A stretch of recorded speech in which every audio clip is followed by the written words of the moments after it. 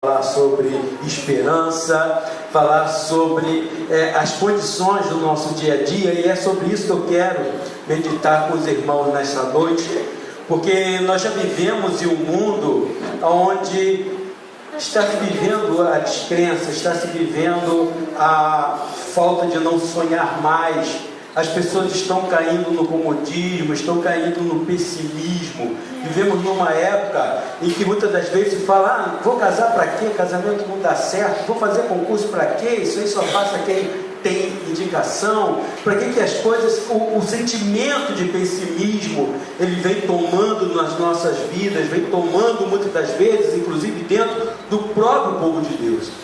E é interessante quando nós vemos um culto como esse hoje, né? Os irmãos branquinhos, né? Aqui louvando, adorando ao Senhor, a gente fala: não, Deus ele ainda está no controle de todas as coisas, né? Quando a Bíblia fala que Isaías, no momento de complicação, ele entrou no templo, a primeira coisa que ele notou é que o Senhor estava sentado sobre um alto e sublime trono, né?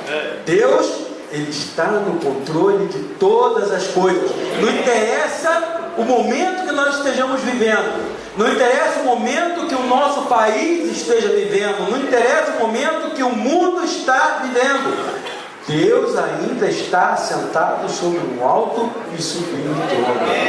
Isso, irmãos, nós podemos descansar. E eu quero meditar com os irmãos sobre o texto no livro de Josué, capítulo 14.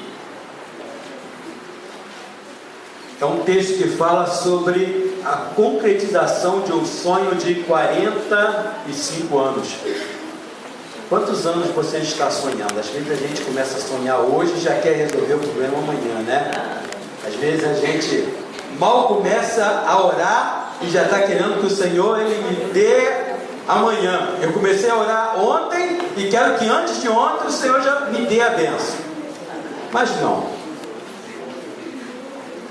Josué capítulo 14, a partir do verso 6, diz: chegaram os filhos de Judá a Josué em Gilgal, e Caleb, filho de Jefoné, o quenezeu, lhe disse: tu sabes o que o Senhor falou a Moisés, homem de Deus, em Cades Barneia, a respeito de mim e de ti. Tinha 40 anos, quando Moisés, servo do Senhor, me enviou de Cades Barneia para espiar a terra, e eu lhe relatei como sentia o meu coração.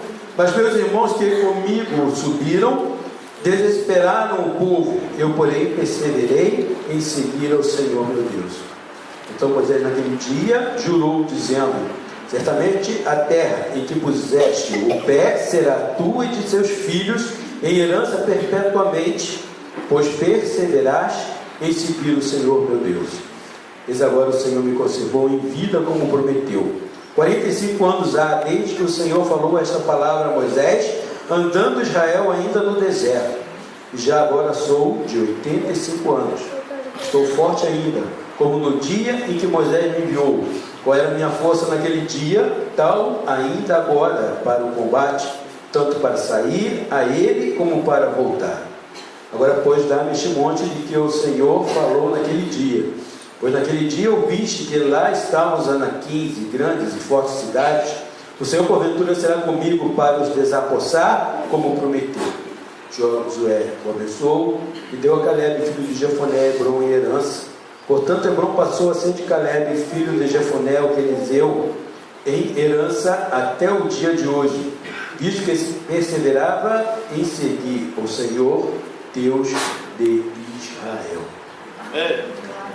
Nesse tempo que nós vivemos, tempo de desânimo, tempo de não sonhar, tempo de não acreditar, eu quero dizer para você que ainda vale a pena confiar no Senhor nosso Deus. Vale a pena nós acreditarmos naquilo que o Senhor ele nos tem falado, naquilo que o Senhor ele nos tem prometido, nos nossos anseios, naquilo que nós desejamos, naquilo que nós sonhamos.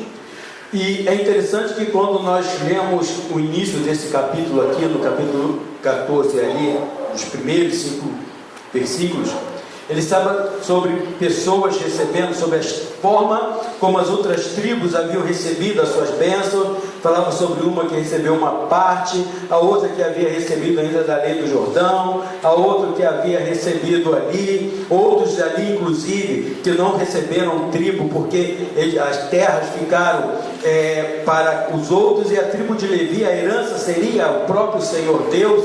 E isso aí mostra para nós que muitas das vezes nós queremos ver como Deus vai agir na nossa vida, olhando como Deus age na vida do nosso irmão, e olhamos para o lado e falamos assim: Senhor, Tu está agindo daquela forma, e eu quero que haja na minha vida da mesma forma, daquela mesma maneira. Só que Deus, Ele tem uma forma de resolver, de agir na vida de cada um de nós. Para cada um de nós o Senhor, Ele tem uma história. Para cada um de nós o Senhor, Ele tem uma forma de fazer com que a vontade dEle seja cumprida em nossas vidas.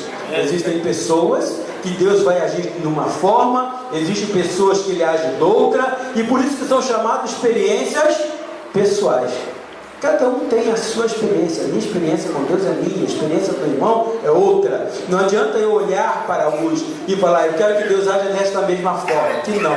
Porque o Senhor, Ele sempre há de agir em nossas vidas de forma que Ele venha sempre a nos surpreender.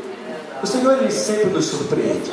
O Senhor, Ele sempre, como disse lá Paulo, quando ele escreveu a Epístola aos Efésios, que Deus, Ele é poderoso para fazer além daquilo que nós pensamos, além daquilo que nós imaginamos, além daquilo que nós sequer sonhamos. Por mais que muitas das vezes nós viemos falar assim: será que eu estou pedindo muito ao Senhor? No final o Senhor, Ele vai e mostra que aquilo que você achava que era muito, na verdade para Deus não era nada. Para Deus aquilo ali era uma fração daquilo que Ele realmente queria trabalhar, daquilo que Ele queria agir na sua vida. Existem duas passagens na Bíblia, duas histórias que me chamam a atenção. A primeira é quando Jacó, ele já idoso, já velho, ele se encontra com José no Egito, e José traz os dois filhos para que ele, Jacó, abençoe. E Jacó fala a seguinte expressão: eu não julgava que iria ver os teus olhos novamente, e Deus permitiu que eu visse os olhos dos teus filhos.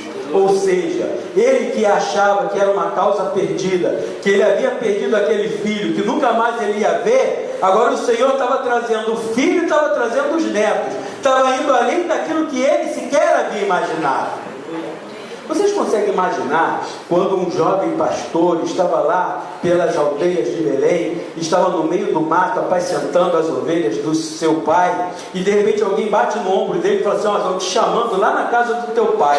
E chegou um homem lá e falou o seguinte: ó, enquanto você chegar lá, não vai ter comida, enquanto você chegar lá, as coisas não vão acontecer, vai lá, teu pai está te chamando. Irmãos, aquele jovem pensou: é hora de almoçar, é hora de jantar, ou eu fiz alguma coisa muito boa e vou ganhar um presente, eu fiz uma besteira, vou ganhar um puxão de orelha. Nunca passou na cabeça dele que ele estava sendo chamado para ser ungido rei de Israel. Nunca passou na cabeça dele que ele estava sendo chamado para ocupar um dos principais povos, um dos principais papéis que alguém nesta terra aqui já ocupou, que foi o papel que Davi teve como rei de Israel.